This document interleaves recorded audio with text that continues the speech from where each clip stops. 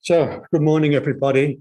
Thank you for joining us for this memorial service for our dear departed friend, Mr. Dayanund Naidoo. The program this morning will commence with chanting by the Sri Sarada Math Nuns. There'll be a talk by Gayatriprana. I'll be sharing the eulogy that I gave at the funeral of Mr. Naidoo on the 27th of July. And then Mala and Mrs. Naidoo, they will speak. And then I'll be inviting the rest of you one by one who have kindly agreed to participate in sharing your reminiscences. I'll invite you one by one to share those. As mentioned, please remember to unmute yourselves. I've got you all muted at the moment. And then we'll have a PowerPoint presentation, which was prepared when we had a Vedanta Memoirs session with Mr. and Mr. Naidoo in 2016. It's primarily focusing on their time in South Africa and their very close association with the Ramakrishna Movement there. And then we'll finish with listening to a guided meditation by revered Mataji. So now we'll have the nuns do some chanting.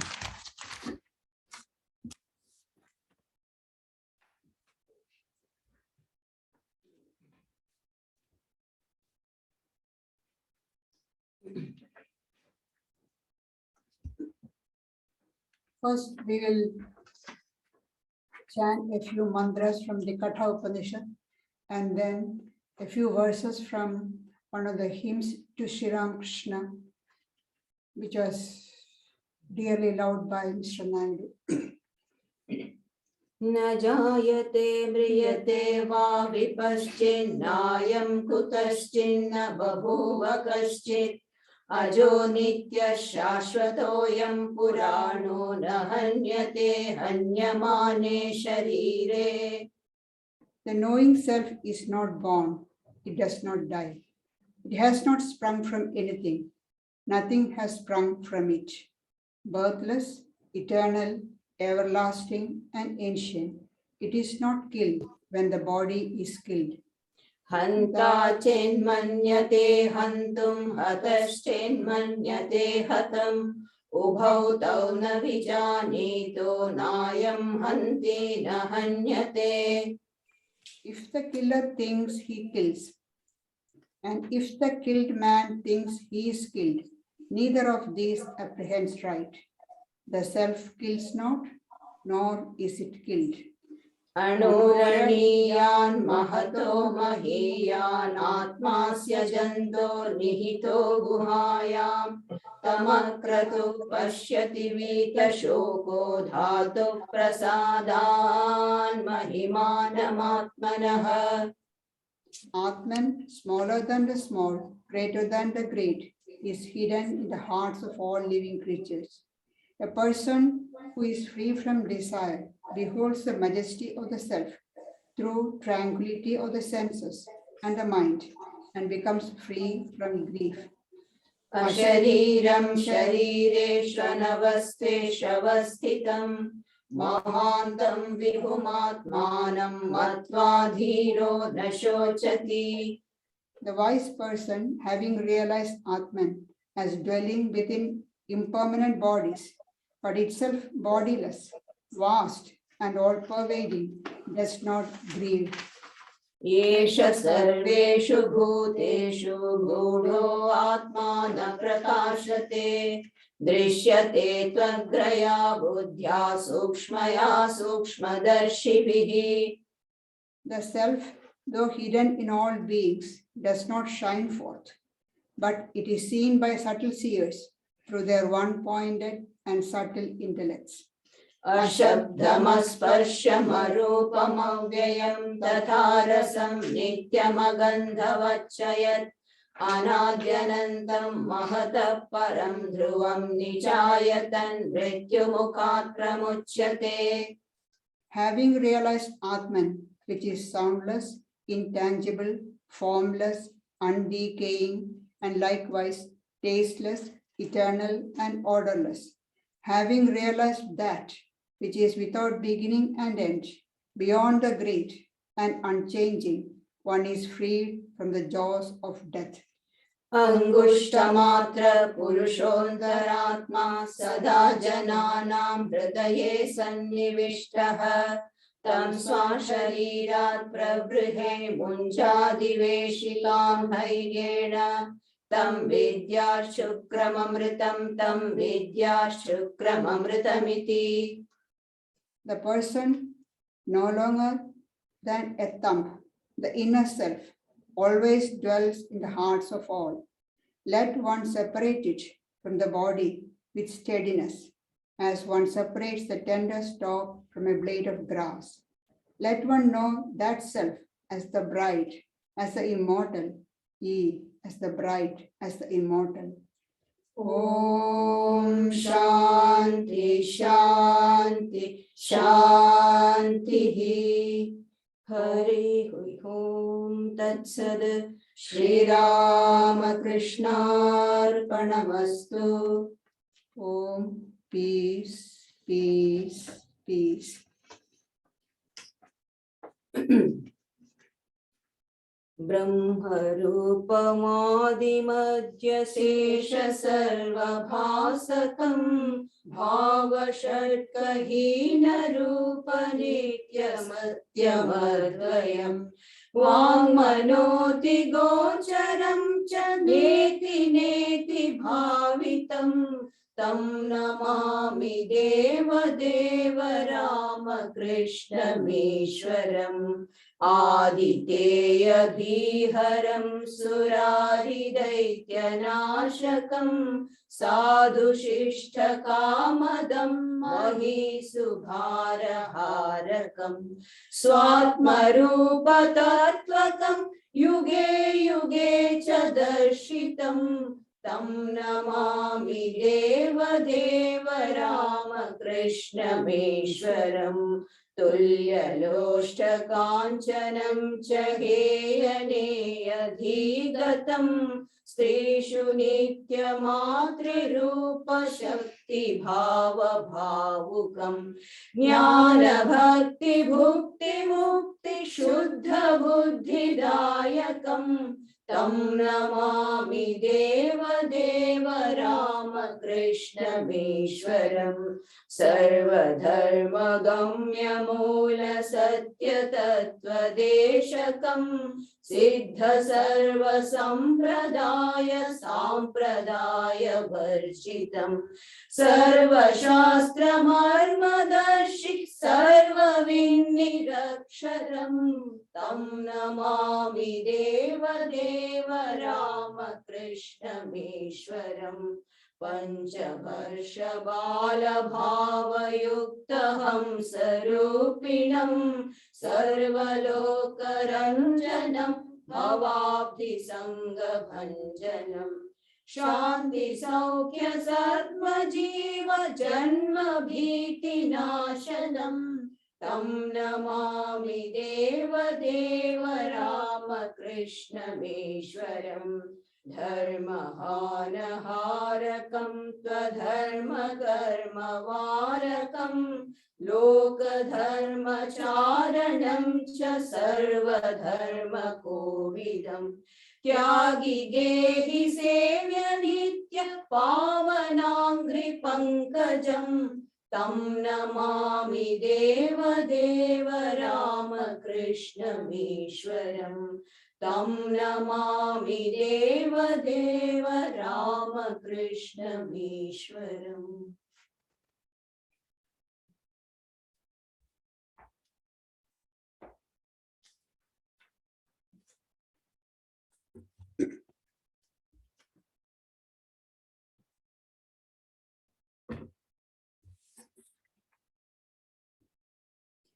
Om Purnamada Purnamidam Purnat Purnamudachyate Purnasya Purnamadaya Purnameva Vasishyate Om Shanti Shanti Shanti. Om, all that is invisible is verily the infinite Brahman. All that is visible is also the infinite Brahman. The whole universe has come out of the infinite Brahman. Brahman is infinite, although the whole universe has come out of it. Om, peace, peace, peace. Sri Ramakrishna says again and again that the aim of human life is to realize God. That does not mean that you go away from the world or avoid your responsibilities. He told his householder devotees that they should remain in the world, do all their duties, hold on to God with one hand, and perform all the duties with the other. And once, when the duties are over, then hold on to God with both hands. Mr. Naidoo's life was an example of this teaching of Sri Ramakrishna. He came under the influence of Sri Ramakrishna as a young man in South Africa. The Sri Ramakrishna Center of South Africa was started by Swami Nischalaనంద, who was a disciple of Swami Virajananda, the sixth president of the Belur Math. The hymn that we chanted, I said it is a favorite of Mr. Naidoo. There's a special reason for that. This hymn was composed by Swami Virajananda, and Swami Nischalaనంద, who started the center, was the disciple of Swami Virajananda, and Swami Nischalaనంda's disciple, Swami Shivapadananda, was the guru of both Mr. and Mrs. Naidoo.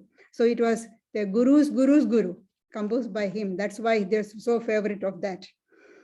The Swami started the center in Durban and also in sub-centers in various cities and towns in South Africa.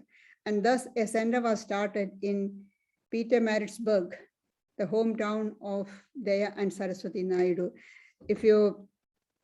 Most of us may not remember that this is a place where Mahatma Gandhi was thrown out of the train because he was traveling the first class compartment. Soon after they came into the center was started, they got involved with the activities. And often Mr. Naidoo used to describe, when we were sitting in Dharma, our retreat place, he used to describe how they used to travel to different cities and also to the neighboring countries also with the visiting Swamis, especially with Swami Nisrayasananda of the Ramakrishna Math of Zimbabwe.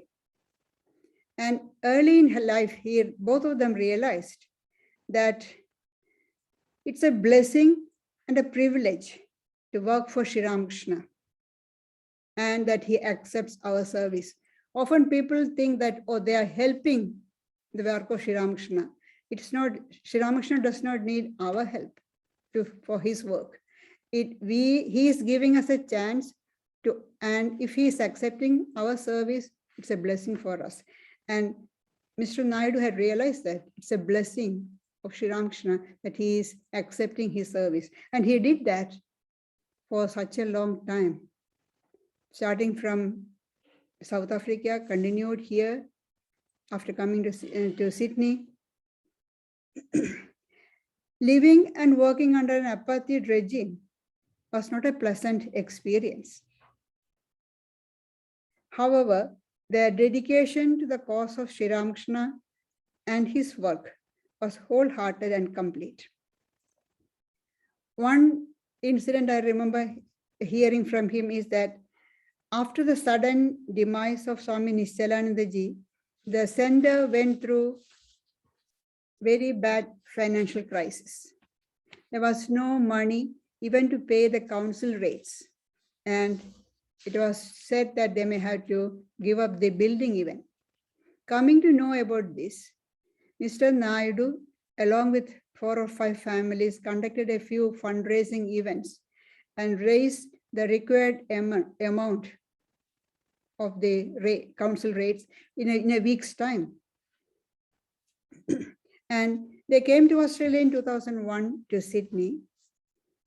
And soon they found themselves back in their original routine, earlier routine of traveling with the monastics. When Pravrajika Ajayaprana Maharaji asked them to go to Dharma with her. And that they continued till 2019.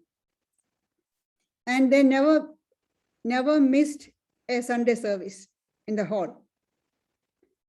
And we always used to say, the 2 seats, the 2 chairs in the second row on the right-hand side, that's reserved for Naidus. It's like a fixture.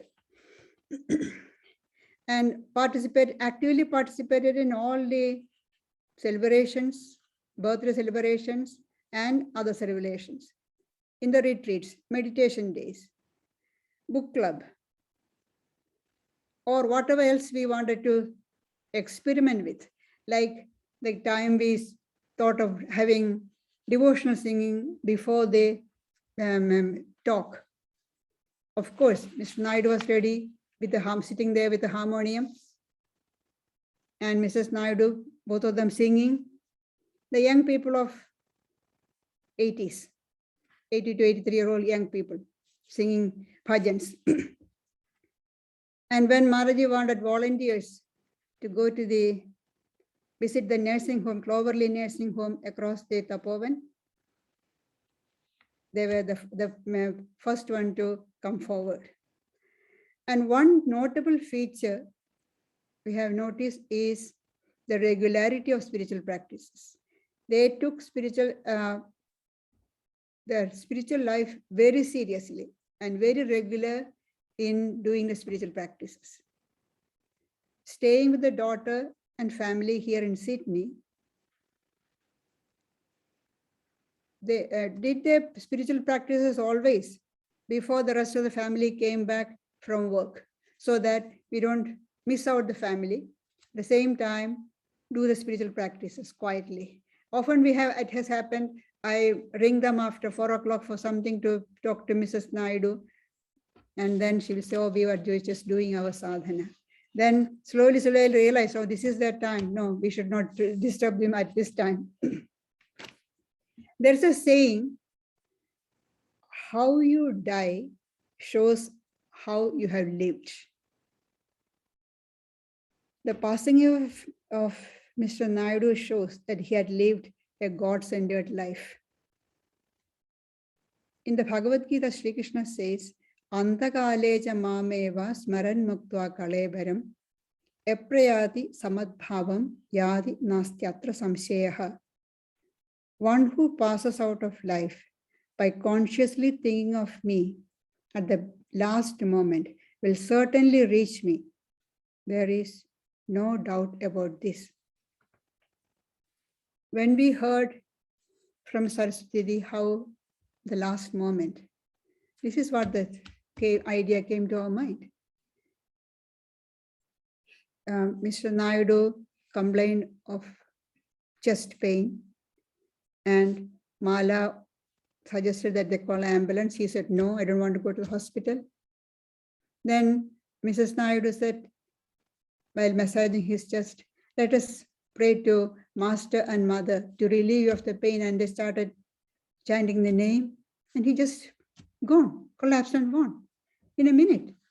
So hearing, chanting the Lord's name, how fortunate.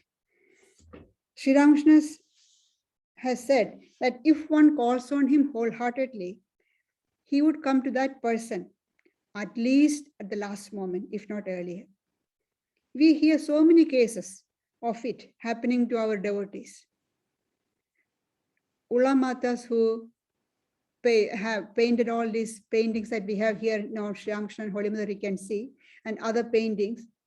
I have heard that before she died, quite a few years ago now. She just said, oh, Buddha and Jesus also have come. That means Sri Ramakrishna, Holy Mother, and Swamiji were already there. And that was not a surprise for her, but she was surprised to see Buddha and Jesus also. How fortunate. And here we have another instance of chanting God's name, hearing God's name and going away. How fortunate. And that was one of the comments I heard from many of our friends when we described how Mr. Naidoo passed away. What a wonderful way to go. We pray that the soul stays at the feet of Sri Ramakrishna and Holy Mother for always. Thank you.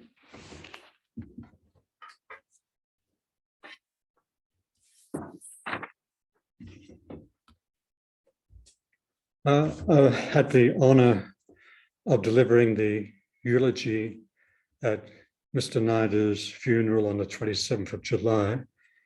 So I'm going to share that with you. Born on the 24th of September 1933 in Pietermaritzburg, South Africa, to Parvati and Mutal Naidoo, the fourth son of 6 children, Dayanund Naidoo had a long and noble life. 3 words could characterize the life of Mr. Naidoo: spirituality, service-mindedness, and sport. Blessed with a strong constitution, he pursued these 3 with sincerity and vigor, enriching his family life, his work life, and the life of the community. On 15th of November 1959, he married his life companion, Saraswati, Queenie. She shared his passion for cricket and tennis, cheering him on at his weekend matches. A true soulmate, she shared his spiritual journey too. In his working life, Mr. Naidoo served as an assistant accountant for many years, right up to his retirement. Outside work hours, Mr. Naidoo's service-mindedness came to the fore. He was a board member of an aged care facility, the Aryan Benevolent Society, organizing many fundraising campaigns. He also volunteered for the Christmas cheer and Deepavali hamper initiatives to aid disadvantaged communities, and at the Sunlit Gardens Children's Orphanage. Both he and Mrs. Naidoo supported the upkeep of the orphanage through fundraising drives and devoting their time to the emotional needs of orphaned children. Their spiritual lives revolved around the Ramakrishna Vedanta Society of South Africa's Pietermaritzburg branch, of which Mr. Naidoo was the chairman.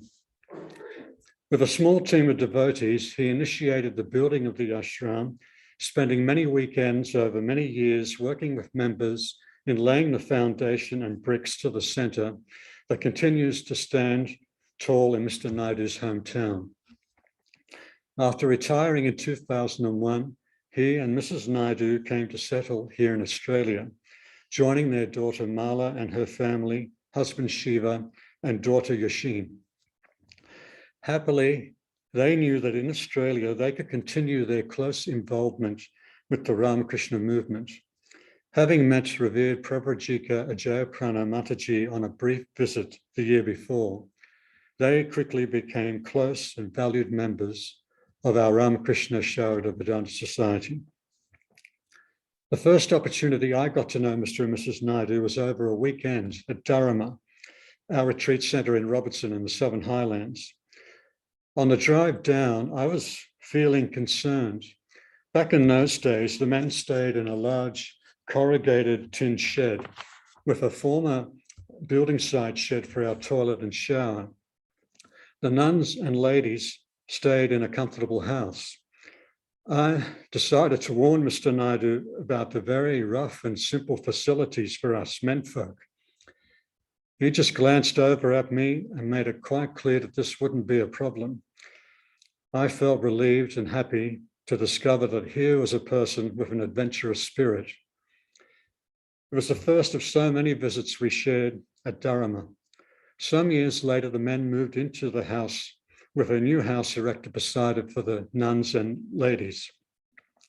At that time, we had wood burners installed in both buildings. All of us loved to sit before them, warmed and hypnotized by the flickering flames. Mr. Naidoo, in his quiet way, would sit and relax in front of the fire, often joined by other retreatants, where they would share some happy conversation. We loved baking potatoes in the wood burners and having them with pumpkin soup made by Mrs. Naidoo and bread rolls for dinner, along with my sticky date pudding. Working bees were always part of the routine at Dharma. Mr. Naidoo would help out in the garden, collecting firewood and whatever else needed doing. We worked together on creating a track deep inside the bush leading to a waterfall, a real adventure. Mr. Naidoo shared my love of soccer, and we would often talk about Australia's national teams. During a stay at Dharma, we sat together one time watching via computer the Matildas playing Germany, a thrilling game. In 2006, we all passed through a troubling time when Mataji survived a life-threatening operation and recovery. Mr. and Mrs. Naidoo and a team of devotees formed a 24-hour roster at her bedside in the hospital, keeping track of a complex medical situation, which proved to be very helpful to the staff, a crucial service. Through our Vedanta book agency, we stock most of the titles published by the Ramakrishna Order.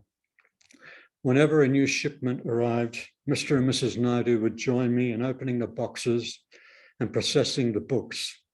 We loved seeing new titles and new editions. Mrs. Naidoo would make some scones or other savory, and we'd enjoy afternoon tea together. The three of us also formed a core for the monthly Vedanta book club meetings with lively discussions, particularly when we were joined by the late Professor Raja Jayaraman and also by Dr. Ashit Maitra.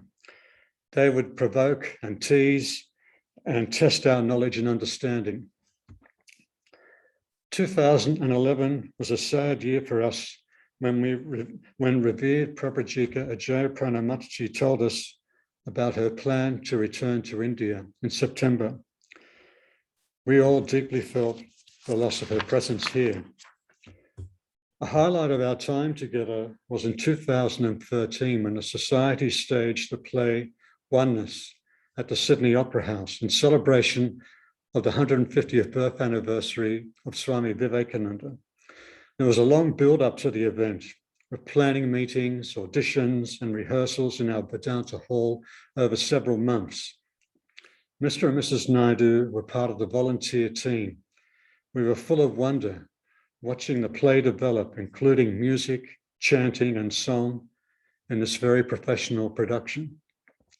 Inspired by this event, the Naidoos participated in our 10-minute play festival in 2014.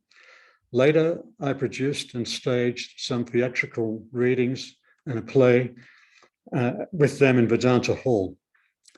Wonderful, creative times, memorable shared experiences. Mr. Naidoo would help me in our book sales section at Vedanta Hall, writing receipts, handling book sales, especially on the celebration days. Whatever was happening in Vedanta Hall, talks, one-day retreats, Mr. and Mrs. Naidoo were beloved regulars. As manager of Vedanta Hall, I always felt supported when they were there. Then COVID-19 came crashing down on us. Like many of our members, Mr. and Mrs. Naidoo were forced to stay away. I would tell Mr. Naidoo 2 of the chairs are remaining empty in the Vedanta Hall. After COVID-19 crept into our lives, my only contact with Mr. Naidoo was via phone calls now and again. A couple of weeks before his passing, we talked and hoped it wouldn't be too long before we could all meet up again. As I grow older, there's an increasing number of people I have known well who've been a special part of my life, who are no longer here, at least in this level of existence. With their passing, it's like a part of us has gone. but a reminder that our time here is a special opportunity to be the best we can, to be kind and calm and strong as we pass through this life of all its twists and turns. In Mr. Naidoo, we had the company of someone calm and strong and noble too. It was an honor to know him. It was a privilege to be his friend. I'll never forget him. With that, we go into the next stage of our program, and where we'll have many of you sharing your reminiscences. And first off the rank, I would invite Marla and Mrs. Naidoo to share some reminiscences. Just give me a moment. I'm going to put you onto spotlight, and please unmute yourselves.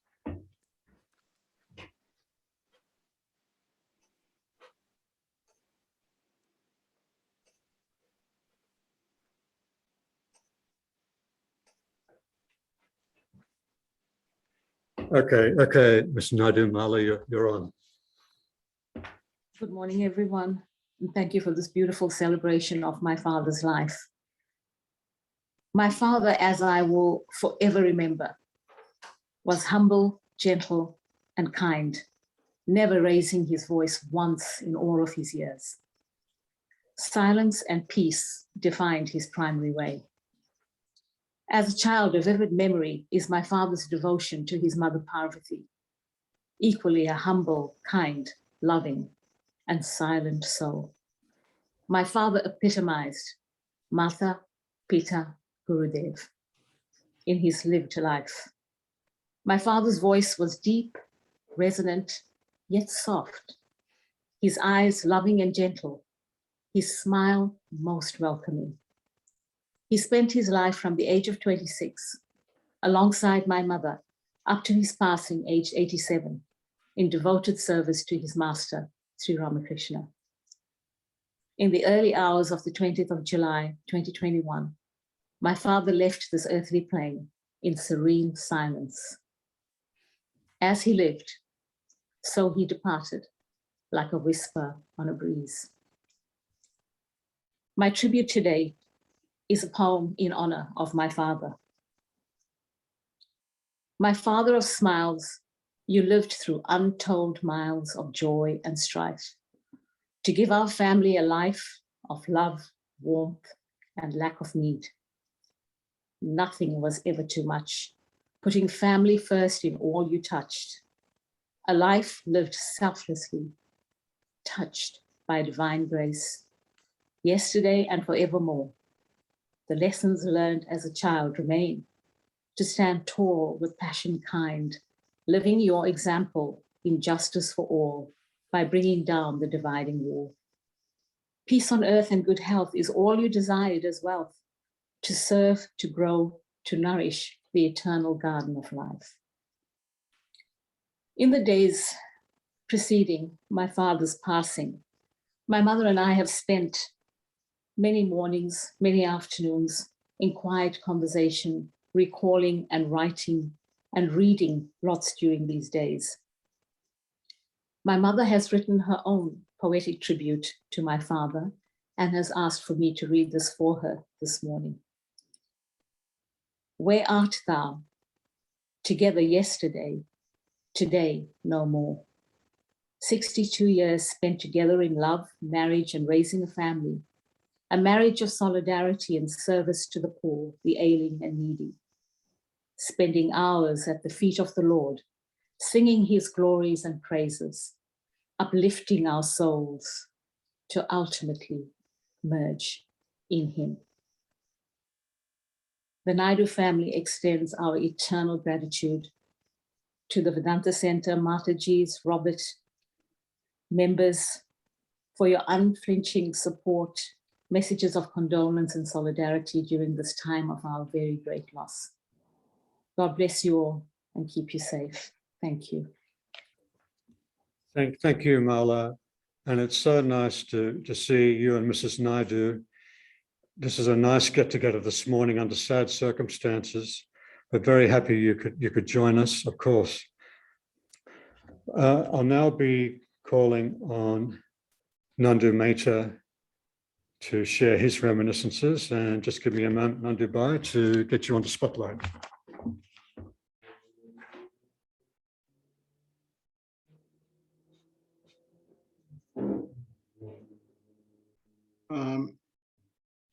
Pranams Mataji, dear Mrs. Naidu.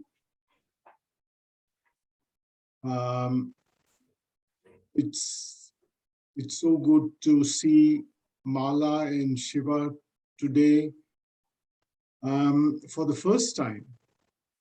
And I just wish the circumstances would have been different. But Mala and Shiva, you now see the extended family that your parents have had all these past 20 years. My wife Lalita and I are deeply saddened to learn of the passing of Mr. Naidu.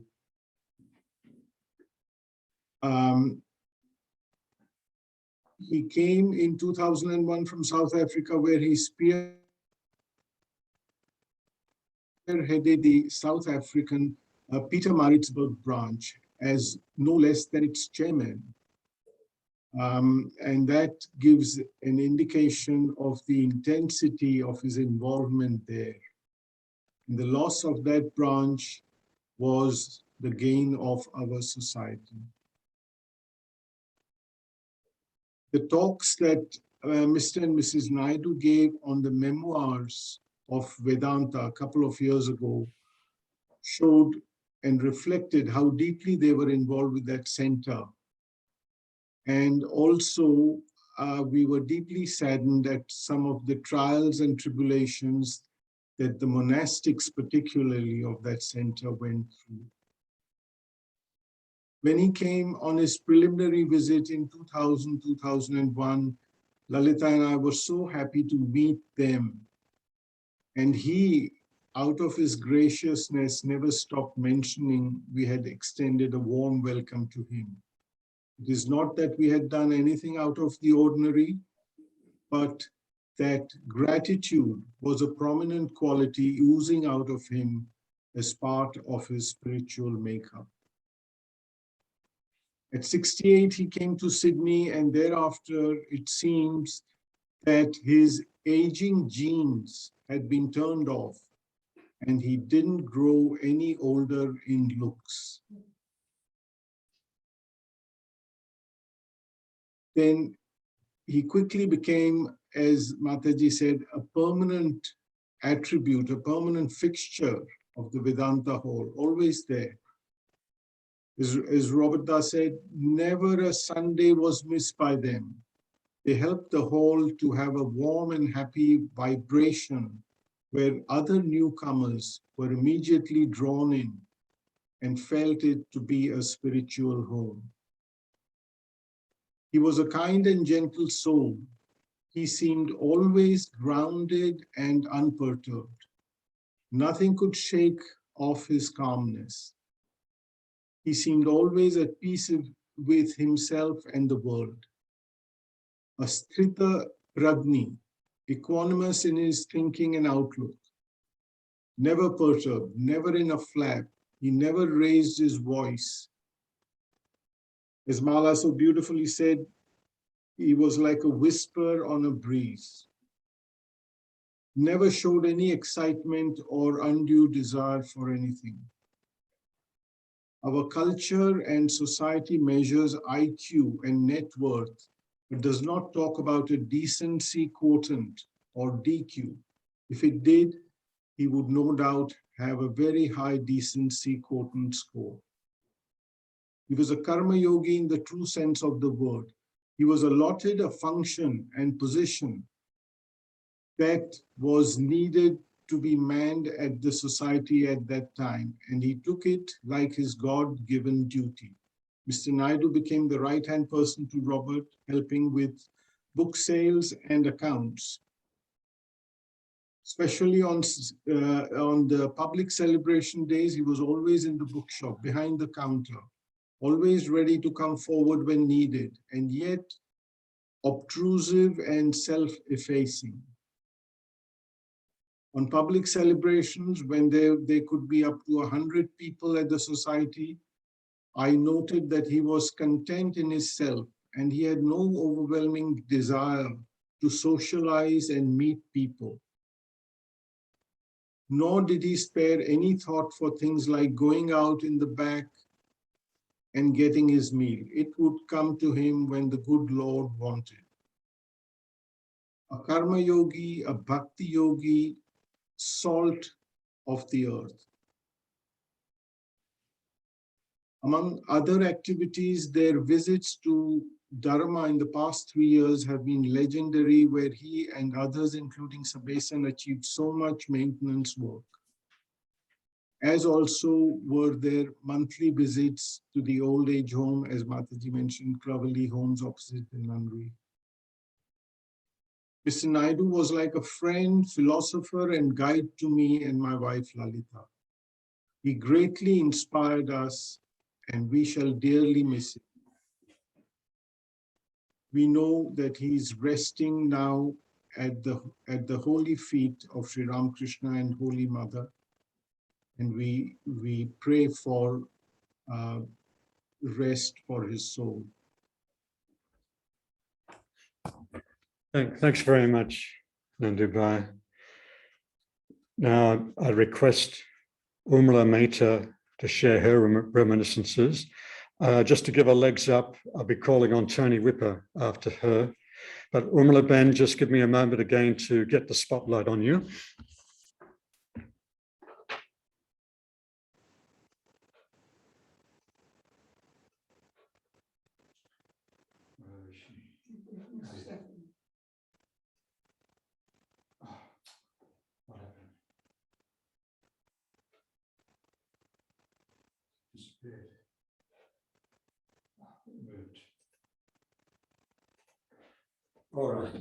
All right, Urmila Ben, got you set up there now.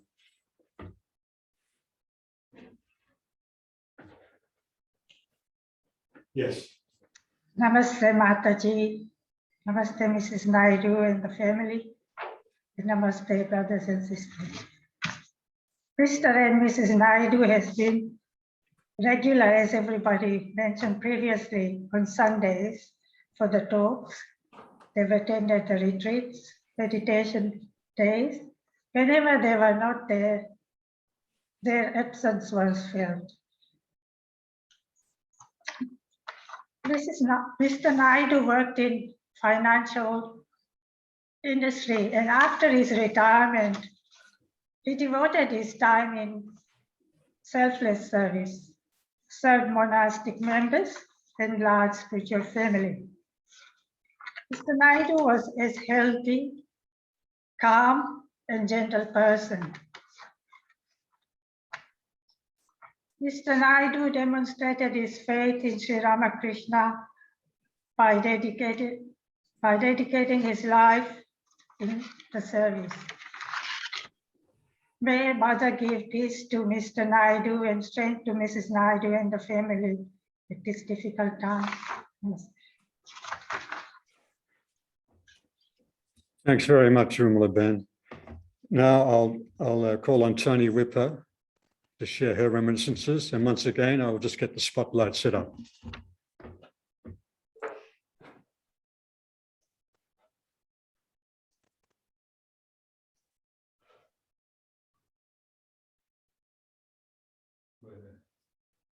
Oh, there she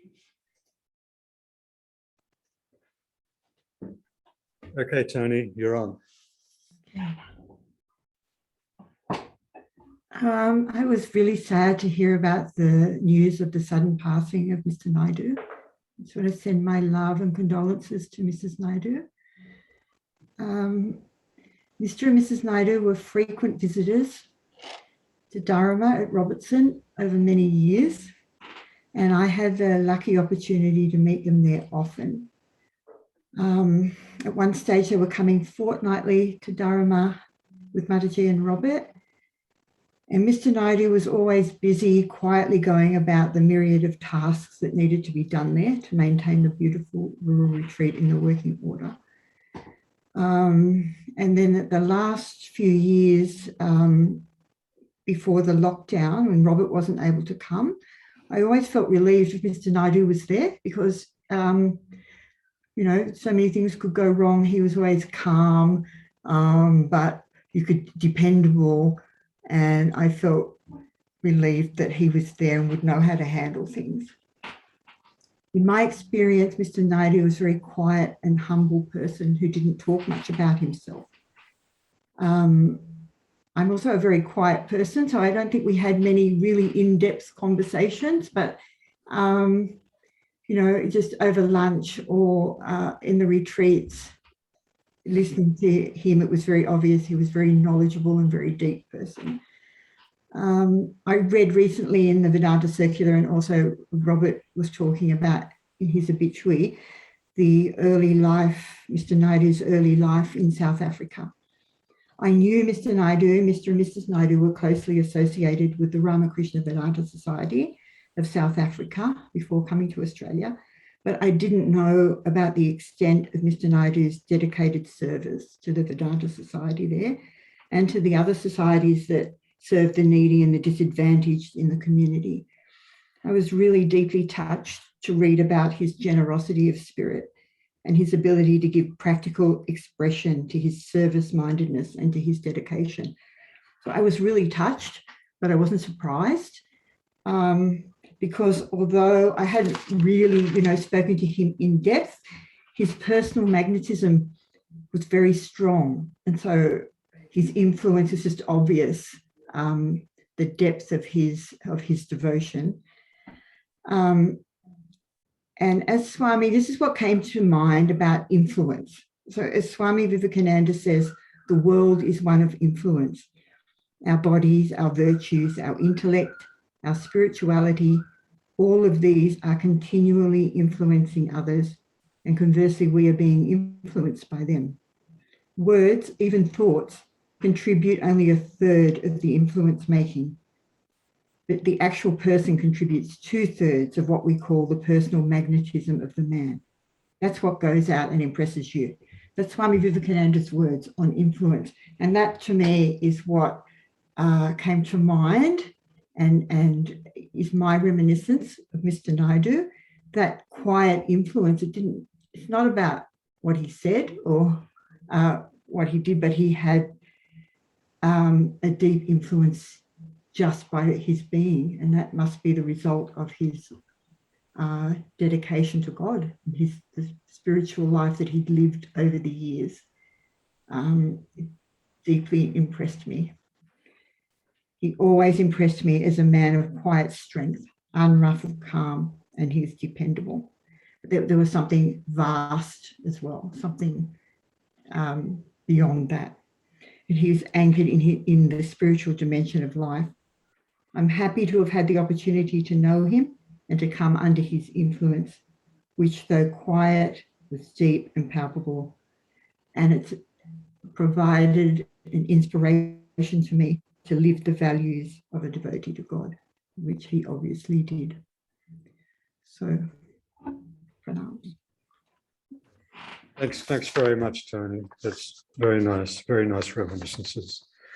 Call next on Selva, and after that I'll be asking Tilika to share her reminiscences. But Selva, again, give me a moment. I'll get you on the spotlight.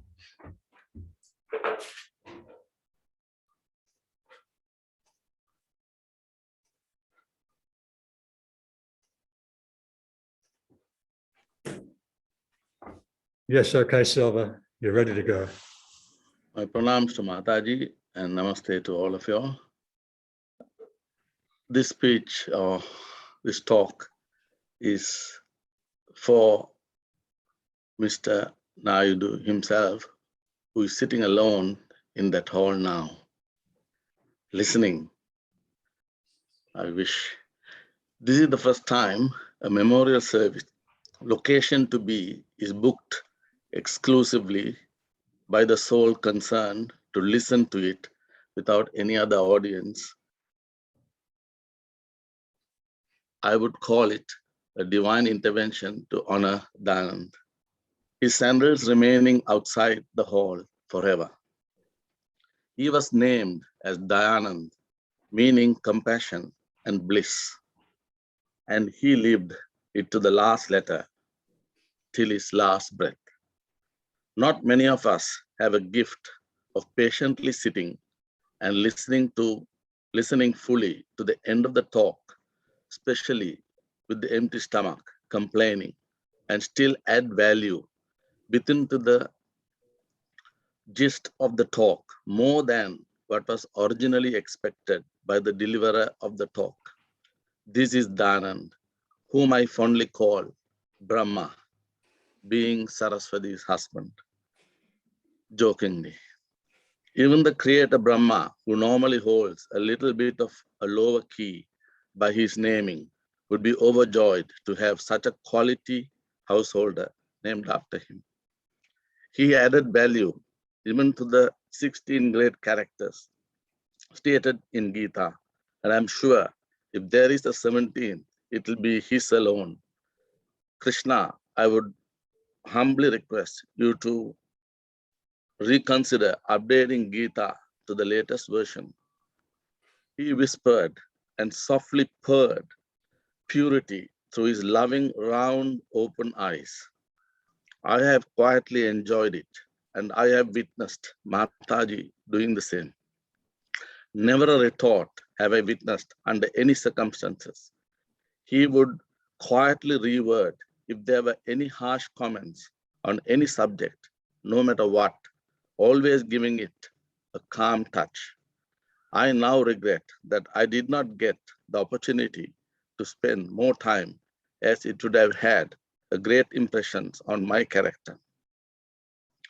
He always sits with his wife as a pair of peas on the left side of the speaker and only the left to the right side of the hall, as he is permanently resolved never to leave this hall, a right decision. Robert and Mataji's will always feel for many years an unseen force sitting and recharging itself, irrespective of the quality of the talk, as he only knew to absorb the positives only. He is our householder version of Latu Maharaj. He sat there listening to the highest truth and accepting them as correct with a nod. Around the bookshop shelves, if you have ears to hear, you will hear him saying yes, as he will be standing there and reading the books for many years to come. He spoke with his eyes and he opened it more than his mouth. The message imparted was so pregnant, even any person could understand what he meant.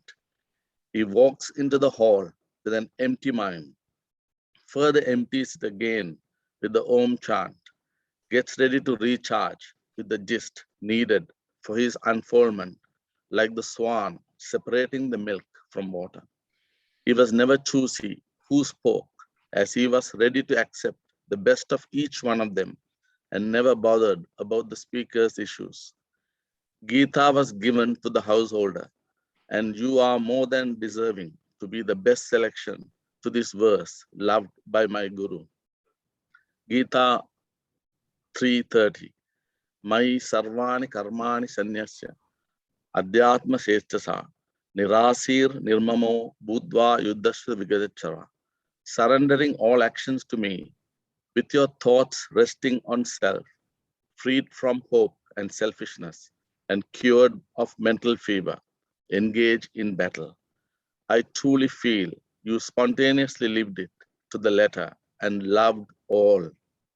After saying all this, I cannot say rest in peace, but please rest in the hall as long as you wish and get peace as always, my brother. Om Shanti Shanti. Thank you very much, Silva. Thanks for that. So now I'll be calling on Tilika, and after Tilika, Ashid Maitra. So just a moment, Tilika, I'll get you set up.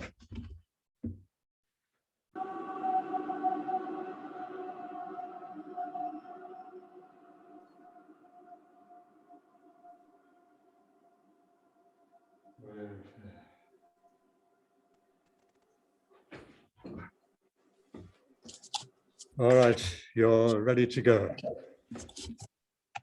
Pranams Matajis and fellow devotees.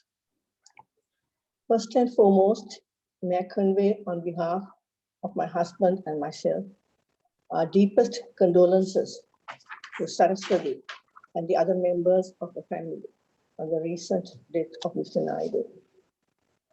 Mr. Naidoo was one of those people who you saw but rarely heard. He was most happy, I think, remaining in the background. Happy, although it's not to say that he did not do more than his fair share of work, what is expected of him at every turn.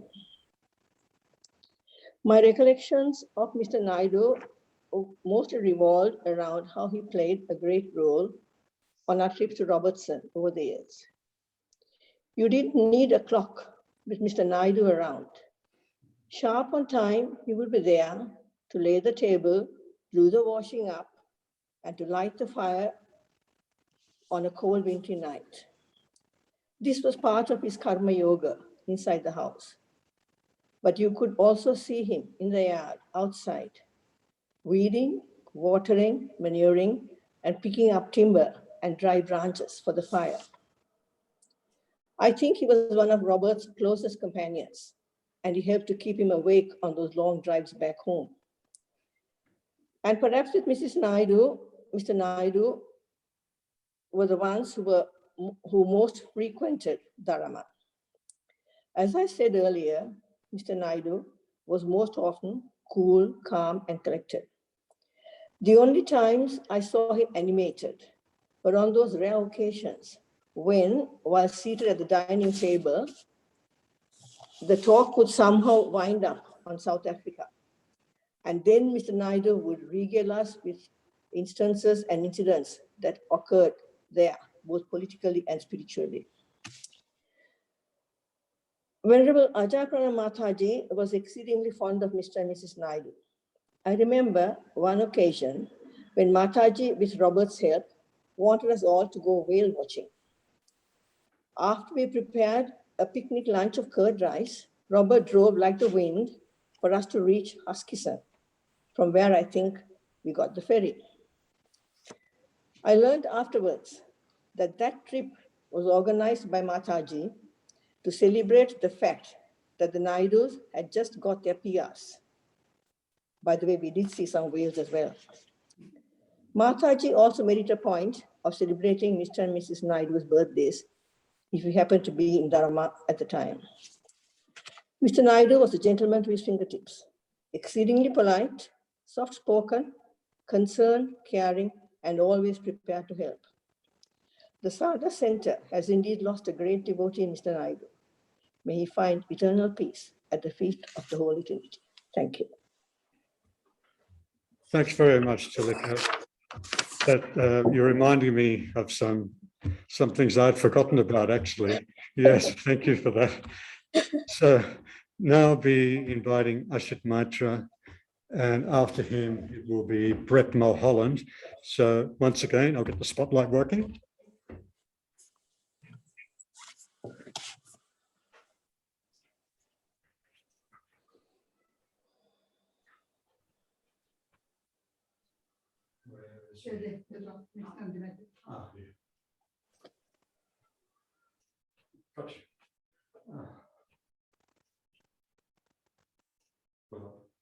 Bandwidth is slow. All right, you're set up. We're getting a message that your bandwidth is low. But anyway, we can see you. You need to unmute yourself. Yeah, can you hear me? Ready? Yes, it's good. Yeah, pranams everyone. It's so painful that Naidoo Bhai is not with us today. The first time I saw in Vedanta Hall, in Mr. Naidoo, I saw a man, a remarkably simple soul. He spoke very softly and with utmost humility and calmness. He told me they came from South Africa. So I asked him, how was South Africa to him? His reply was brief, definitive, and simple. Good, he said. South Africa is fine. This is not the reply I anticipated, because I anticipated hearing a few negative phrases about South Africa. Over the years, in our subsequent meetings, I asked similar questions along the line of South Africa. And his reply was always the same, and there was no tinge of negativity. He told me they came to Australia because the children are here. I did not push that line anymore since.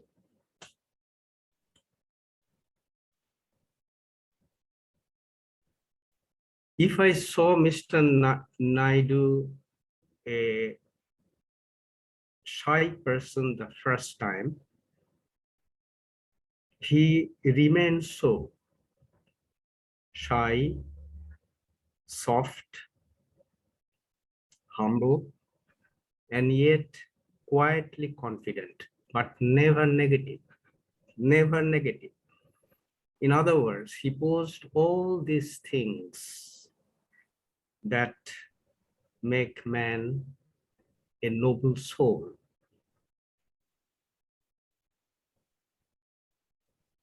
But Naidoo Bhai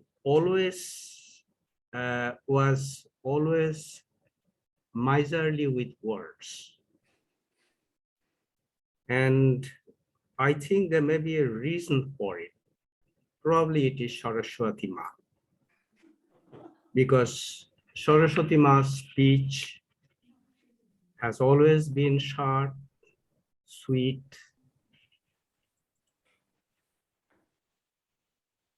simple, succinct, acoustically perfect.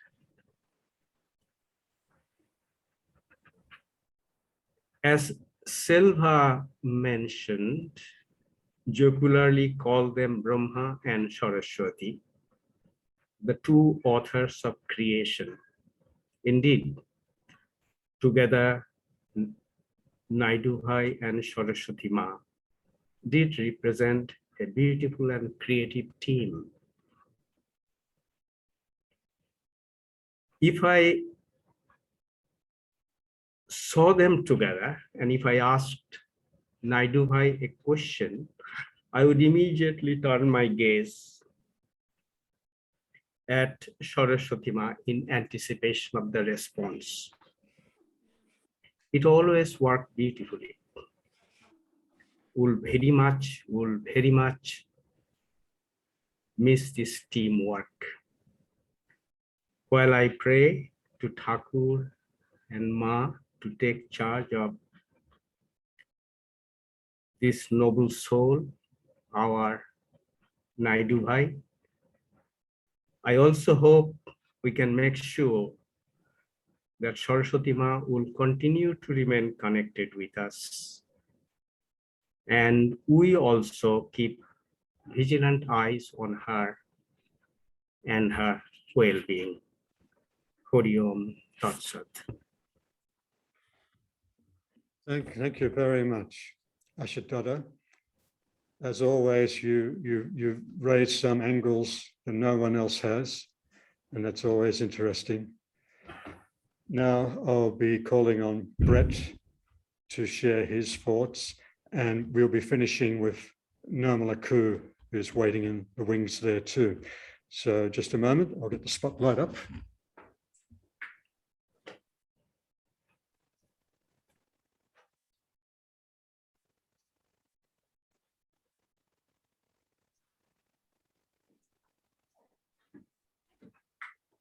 Good morning, everybody.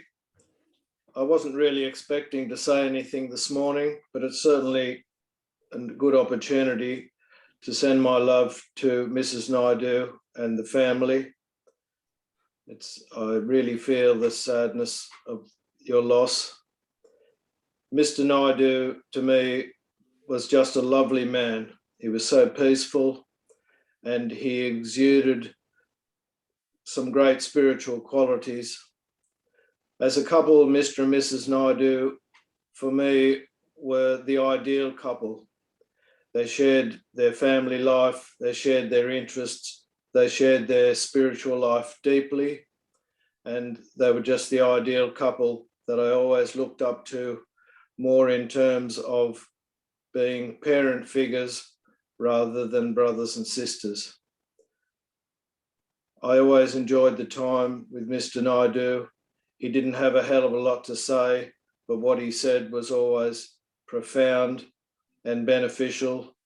And I always found it a very wonderful influence from him and also Mrs. Naidoo. May he rest with Ramakrishna and the Holy Mother. Thank you. Thanks very much, Brett. Thanks for participating. And nice to see you after a long time. Now I'll get the spotlight up on Nirmala too.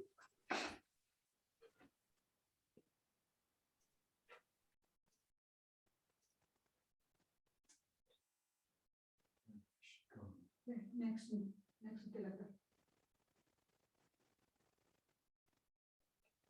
Oh, she's in the dark there. Hello. Hello, Nirmala. Look, your face is in darkness, by the way.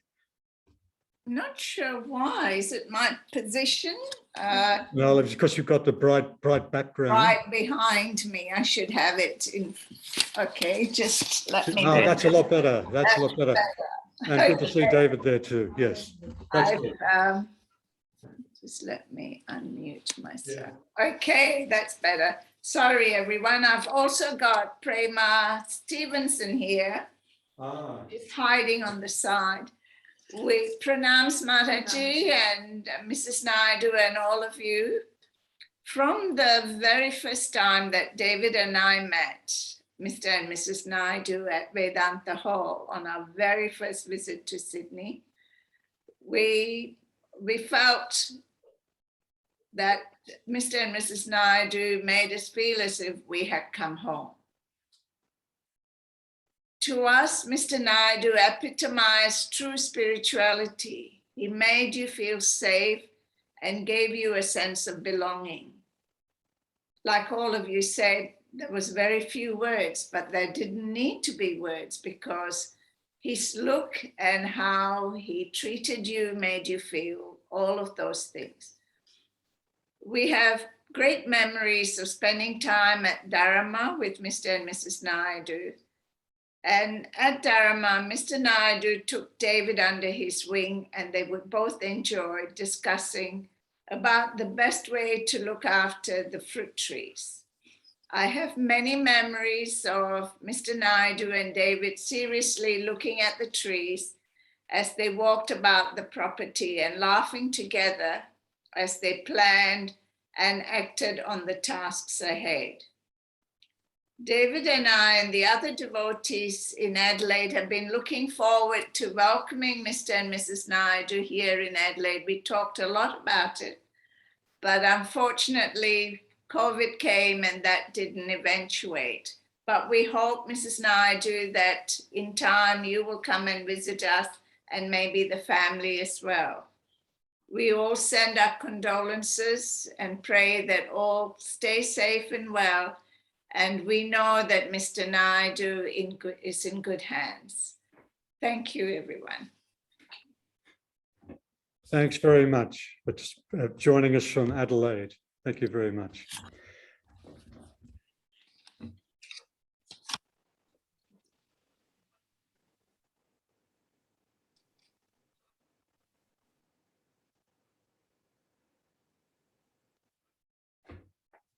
So we're going now to the next item in the program, and I'll be sharing the PowerPoint presentation prepared for the Vedanta Memoirs session we had with Mr. and Mrs. Naidoo in 2016. And you'll see some images of the Swamis and places that you've already heard from Gayatripranaji's talk.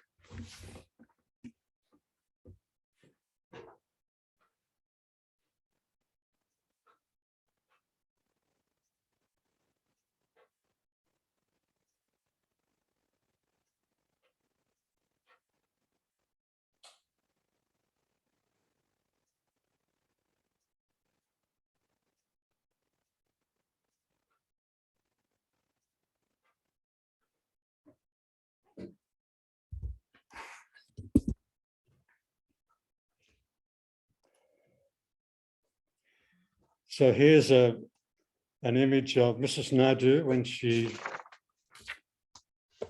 became a nurse in 1955, or nursing college in 1955. And please jump in, Mrs. Naidoo, at any point if there's anything you want to add or to correct. So the notes I've got here is you're about to enter nursing college and you meet a Swami for the first time. So that's at the time when you came in contact with Ramakrishna Movement. And we heard about Swami Nishchalananda, who had traveled to India and joined the Ramakrishna order, but had to return to South Africa. And he was initiated by Swami Virajananda. So very special memories, I'm sure Mrs. Naidoo has of her time with him. And he had a multicultural following. And it's interesting to note that he had Afrikaner and African devotees amongst the congregation. And apparently even an Australian sheep farmer was a devotee too.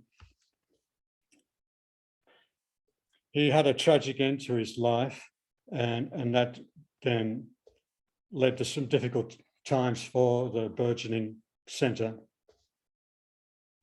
But as you heard from Gayatripranaji, that Mr. Naidoo and the devotees, Mr. and Mrs. Naidoo and the devotees, they helped to make sure the centre stayed on its feet. That's just a little overview. You see Peter Maritzburg there, where the Naidoos were involved with the Vedanta Centre there and developed it. And in Durban is the headquarters for the Ramakrishna Vedanta Movement.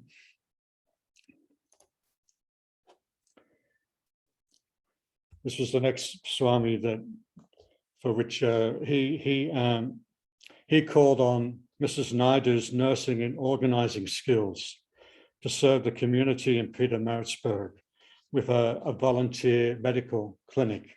So Mrs. Naidoo played a pivotal role in that.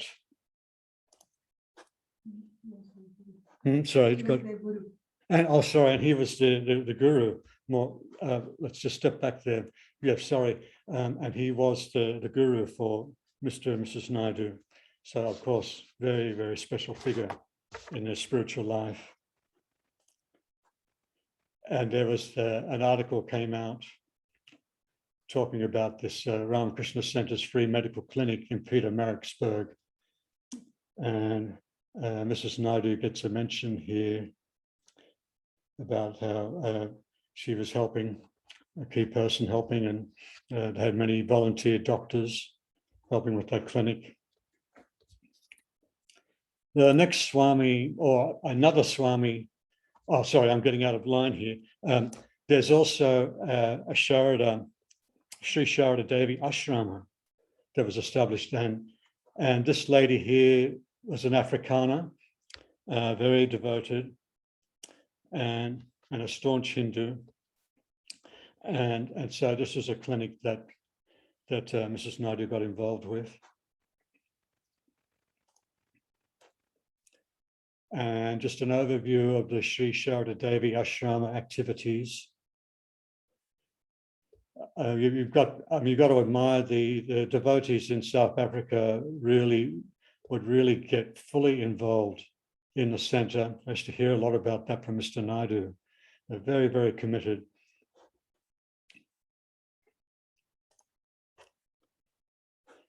and with the Swami Nishraya Yasananda, a Swami from Zimbabwe. He was in charge of the center in Zimbabwe, and Mr. and Mrs. Naidoo are very close to him. And there's Mr. Naidoo, as he looked in 1987, sitting on the left there, and Mrs. Naidoo to the right. We used to hear a lot about Swami Nishraya Yasananda from the Naidoos. And he had many talents, by the way. He's a good lecturer, he was a naturopath, and he was a poet, and very keen Hatha yoga practitioner as well. So he kept himself very healthy and supple right up to a ripe old age. And this is the famous Peter Maritzburg railway station. The Naidoos would meet many leading Swamis of the Ramakrishna order at this station. Of course, you had Swamis visiting from India now and again. And of course, as Gayatriprana was mentioning, famous also for where Mahatma Gandhi was thrown off the train, and that prompted him to take up his life of ultimately getting independence for India, in fact, and taking on apartheid in South Africa. Beautiful setup here, the Ramakrishna Center of South Africa in Durban. Very well organized, very nice setting. You really feel like going to visit there when you see this image of the place. And this is the shrine in the Durban Center. And happily, the Durban Center, the Ramakrishna order was very impressed with the Ramakrishna Movement work going on in South Africa, but the center was not affiliated and couldn't be under apartheid. Once apartheid lifted, then eventually the Ramakrishna order formally accepted the Vedanta Center, the Ramakrishna Vedanta Center in Durban. It was formally affiliated into the Ramakrishna order, which was a very happy day for the devotees. And here's one of the many retreats that we had at Dharma. This is a very poignant photo. When I was looking at this yesterday, that in this photo, you've got actually 4 people who are no longer with us. Of course, Mr. Naidoo, Phil, many of you remember. James, I don't think many of you knew him, but he was living up on the North Coast, and he would particularly love coming for the Dharma retreats. He took initiation from Mataji. And of course, Mataji herself, look at this in one photo, 4 people no longer with us. So that concludes the PowerPoint presentation. We're going to, we will conclude now by listening to a guided meditation by Mataji. I'm just a bit concerned about the quality of the sound. I think I've got to put the microphone up in front of our TV here. So I may apologize. The sound may not be as good as we would like it to be, but you'll be able to hear it well enough. But once again, thank you, especially those who participated, sharing your reminiscences, and for all the others who have joined us today. We recorded this, and I'll be putting it up on the Vedanta Society of New South Wales YouTube channel later today. Also, just a reminder about our ongoing activities. We have the fortnightly Gita discussion coming up this Friday night. And next Sunday, Gayatriprana will be giving her monthly talk on Raja Yoga.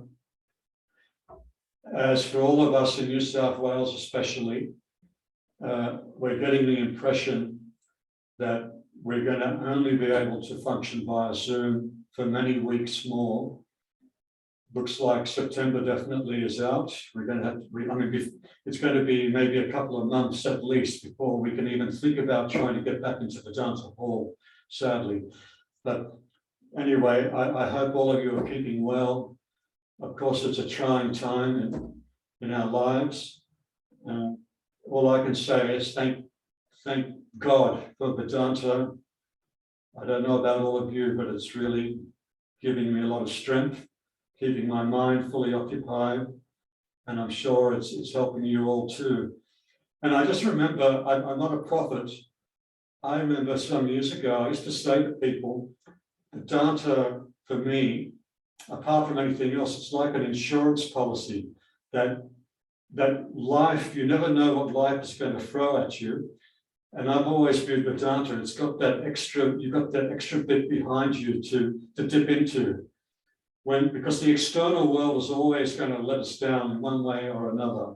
So look at this now, the external world is full of problems, but we've got the bigger picture, haven't we? We've got a bigger picture to draw on. We know external world is not everything. It's just part of it. Anyway, with those little thoughts, now let's conclude with listening to a guided meditation by Mataji.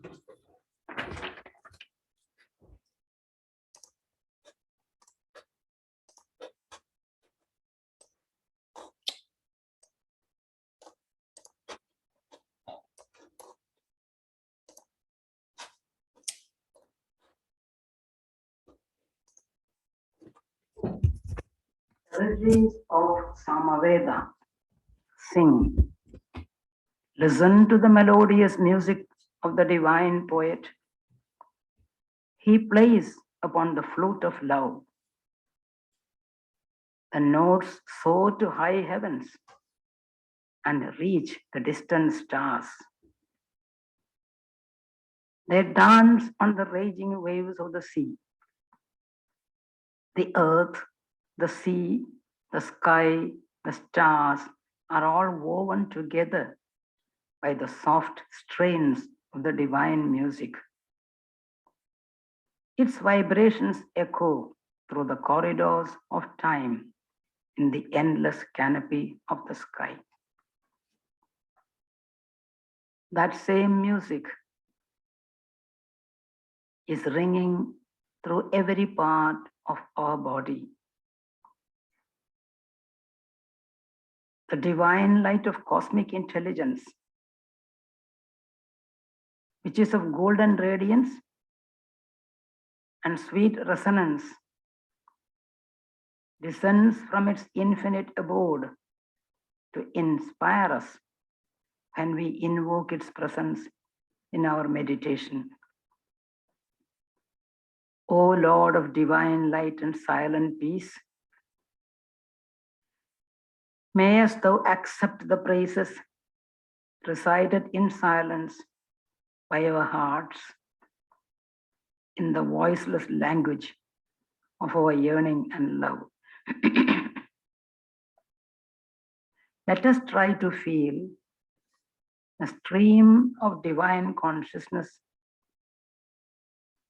that is flowing gently and quietly,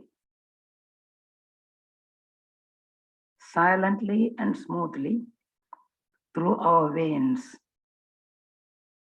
The light of supreme intelligence is shining in our intellect and illumining the pathway of our nerves and vital powers. The auspicious music accompanying the dance of the cosmic spheres is reverberating through our senses and organism in the celestial rhythmic flow. Awake, O sleeping beauty of my soul. The time of slumber and darkness is over. The storm and thunder of the night of ignorance and forgetfulness has passed away. The bright and glorious dawn of wisdom is appearing within the heart to lead us from triumph to triumph along the long illumined path of life.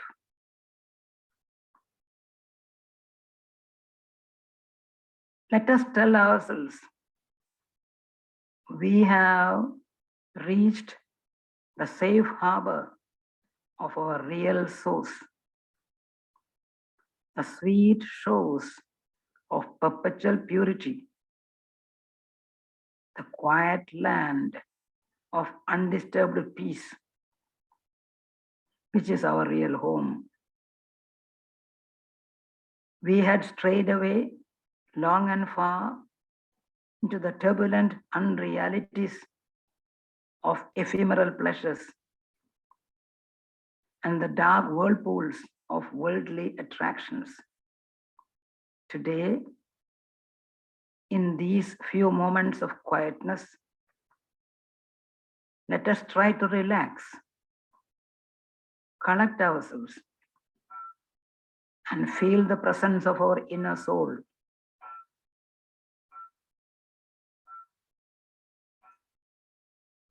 Let us try to see the limitless ocean of the blue waters of the cosmic heart, pulsating within us. Look closely. It is there. The large expansive stretches of the blue waters of the cosmic heart. We are a part and parcel of the cosmos. So the cosmic heart,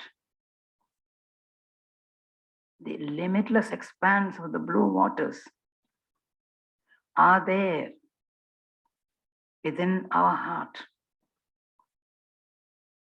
It is resplendent with a silver radiance. See the surface of the water? Shining with a silver radiance because of the presence of divinity inside, hidden inside the heart. Just that. We are not puny little human beings. We carry the infinite cosmic heart within us. The heart that is pulsating within us is in tune with the rhythm of the cosmic heart. Feel the expanse of infinity within and around us. Forget the limitations of the body.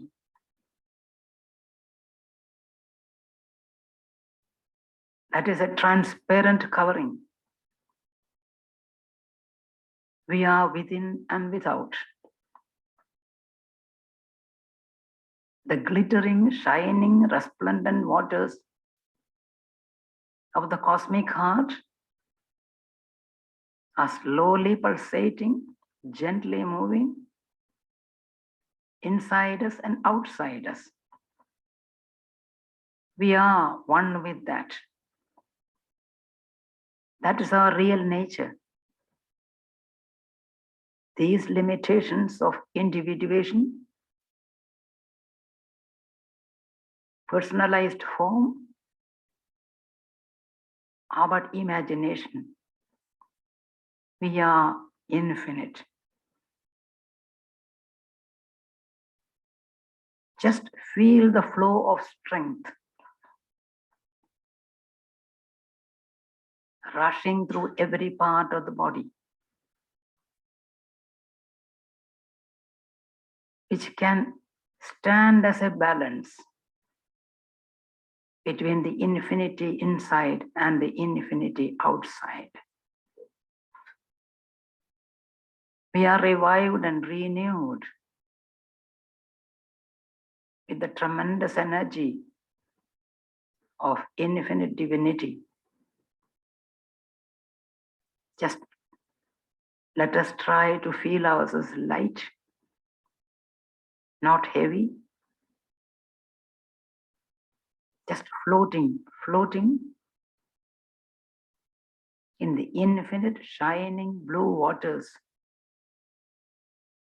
of cosmic dimensions. It's all still, peaceful, quiet, silent, God is silence. And in silence, we can experience God. There is silence inside you. There is silence outside you. Feel the silence. Give up all limitations. We are infinite.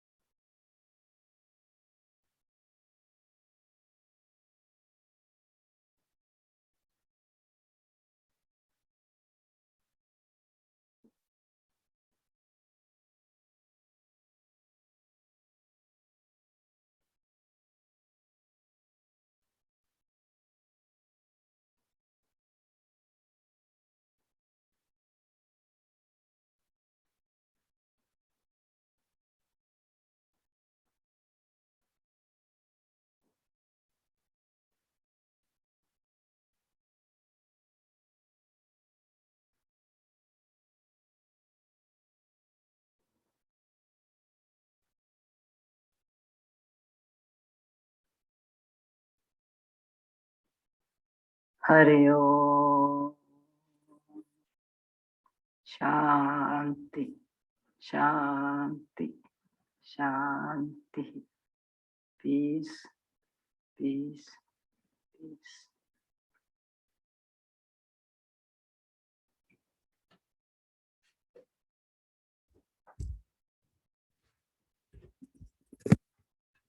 So thank you, everybody. That concludes the memorial service. Very nice to see you all. Thank you to modern technology. At least we can do this. And look forward to, who knows, some distant time seeing each other in person again. So keep safe and well. Thank you.